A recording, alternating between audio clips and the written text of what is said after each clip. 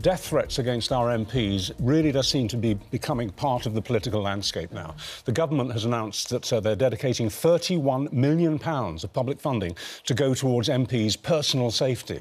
This comes as some MPs have revealed that they are requesting extra police support and personal bodyguards because they feel so much under threat. Well, Harriet Harman is the longest-serving female MP in the House of Commons. That makes her mother of the House. She believes that one way MPs could feel safer would be to allow them to work from home. The Prime Minister has rejected that call. Tories say the Commons shouldn't bow to intimidation. Harriet joins us in the studio now. You're not working from home this morning. What do you think has gone wrong, firstly, that means that £31 million of public money needs to be spent on protecting MPs from the public and, in some cases, their own constituents? Well, it's very sad, actually. I was just thinking to be even here talking about this, because MPs are elected not to be thinking about themselves or worrying about themselves, but to actually get on with making things better for their constituents and being out and about with their constituents, and also, you know, to be doing things for the country. So it's... MPs actually are very reluctant to be doing what they see as moaning. So that's why, you know, I'm really keen to step forward, because there are real threats. And actually, I don't think there would be these concerns if these threats weren't genuine. Well, we know they're genuine because there have been murders, as simple as that. And statistically, those murders are increasing. So we all accept that the threat is real. Can I just ask the question that many people will be asking? Aren't you simply shifting the threat from Westminster to the front doorstep? Because if you have an MP who's joining a Commons debate on Zoom, and we'll talk about that in a second, then immediately somebody who wishes them harm knows where they are. And if they have their address, they can go round. And they have no security there.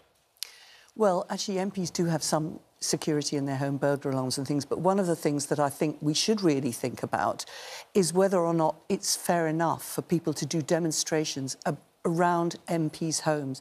I think that it's fair enough to do demonstrations in the street or town centres or outside workplaces, but not MPs' homes, because the problem is the intention there. The intention is to make the MPs feel vulnerable because their children or their elderly relatives... Sorry, but that's a slightly separate point. My question was, why is the risk lessened by an MP working from home as opposed to travelling to Westminster and working in the House? Well, it's just a proposal as part of a range of things that might be considered. So I'm definitely not suggesting that the whole of Parliament should close down like we did in COVID, where nobody was there and we were all doing it on Zoom and we were voting by pressing buttons on our phones. I'm not suggesting that. I'm just saying it's one of the things that could be considered if a particular MP is advised by the security services and by the police that they're particularly vulnerable. You don't want them not to be able to vote and not be able to speak up for their constituents in the House of Commons. So it's just a thought of an additional mechanism. But what's disappointing is that the government have immediately slapped it down.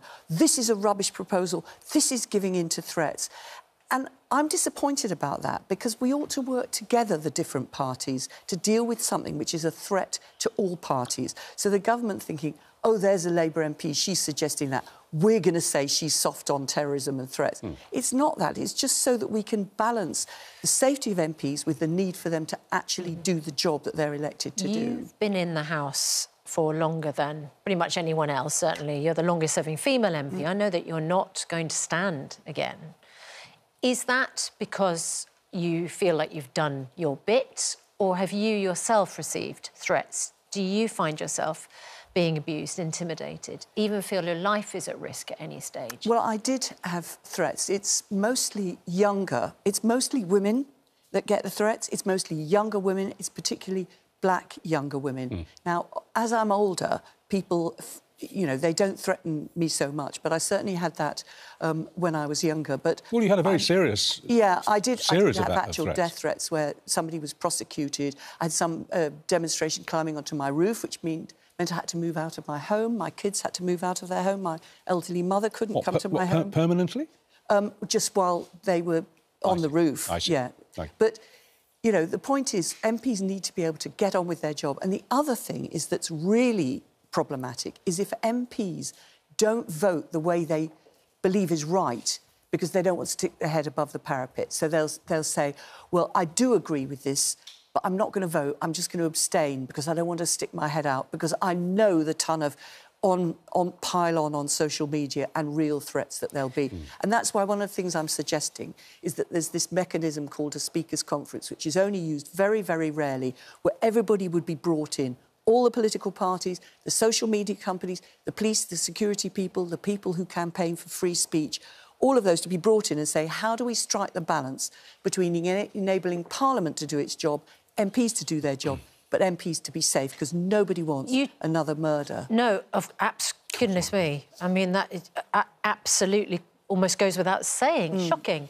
Is that what Lindsay Hoyle, the Speaker, could have called over the vote on the ceasefire between Israel and Well, I know Gaza? the Speaker is very worried about safety, and he could call it now.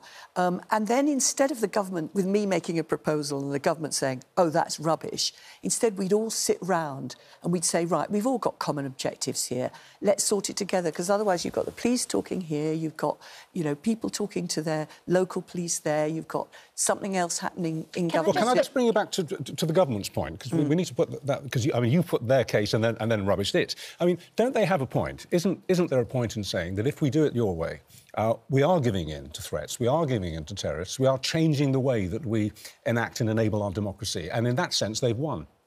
Well, there have been changes because of technology. So, for example, MPs do a lot more of their work online with their constituents than they might have done previously. It's just, what opportunities does technology offer us? And let's not just rule them out of hand. So I think that we've just got to work together on this and learn lessons we learned from COVID. I don't want anybody to mischaracterise my proposal and say I'm saying the whole of the House of Commons should shut down, but just explore. I mean, for example, and you're not worried it's a thin end of the wedge, that once you start doing this, it grows? Well, I mean, look at working from home in the civil service. Well, except that when circumstances change and MPs are under a particular threat, in relation to that MP, in relation to that particular threat, shouldn't you use the mechanism to enable them to get on with their own job? I mean, we have changed our processes. For example, there didn't used to be any women in Parliament, so question of pregnant MPs was not an issue. If you're in the Labour ward delivering your baby, you cannot be voting, but your constituents need you to cast your vote. So we now can do it electronically. Harriet, can I go back to the ceasefire vote? So this was the amendment brought by the SNP calling for an immediate ceasefire. What was the issue that meant that Labour could not back that in the House of Commons, that led then to the shambles and the House of Commons not setting a very good behavioural example, and in fact not really having a vote, or not having a vote on a ceasefire at all? Well, obviously it did end up as a shambles, but there was a difference. There was three propositions: the government proposition, Labour's proposition and the SNP's proposition. On an SNP day, that was the thing. There shouldn't have been a Labour proposition. So why could you and other Labour MPs not vote for the SNP proposition? Well, normally you have two propositions, and the Speaker accepted the argument that it would be a good idea to have three. Now, he's now said he made a mistake and it should have been only two. But actually, when the Speaker makes a decision, and these things are in his discretion, you know, sometimes the party will win some, sometimes they'll lose some, sometimes he'll get it right, sometimes he'll, on reflection, think he's got it wrong.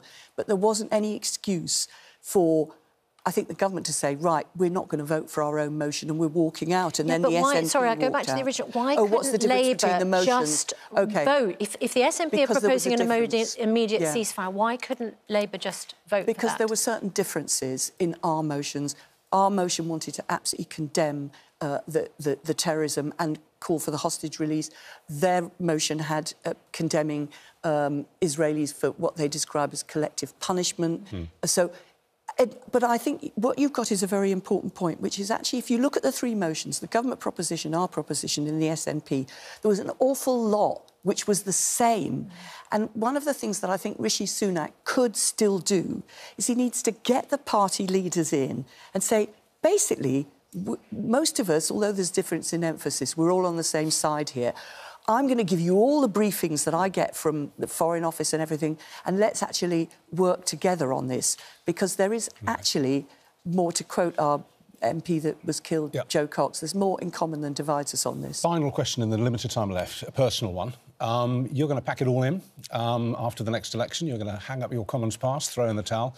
What on earth are you going to do with your time? But honestly, I've got absolutely no idea, because I've been an MP since I was 32, which, as you can tell, is not recently. So basically, I'm going to have to sort of find out actually who I am. But it's been a fantastic, opportunity to do that. And also, you'll have my successor sitting here, who is absolutely So you have cracking. no plan? You've got no game plan at all? No, because I'm really busy doing stuff. It's very difficult for planning for the future if you've got loads of stuff that you're doing at the moment. Would you recommend it as a job to other women right now, knowing what you know and experiencing what you've experienced? If you think the world is absolutely fine and nothing needs to change, yeah, don't do it.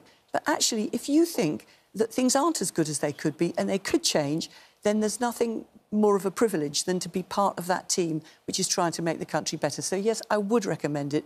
It's tough, but it's worth it. Harriet Harman, thank you very much indeed. Good to talk to you this morning.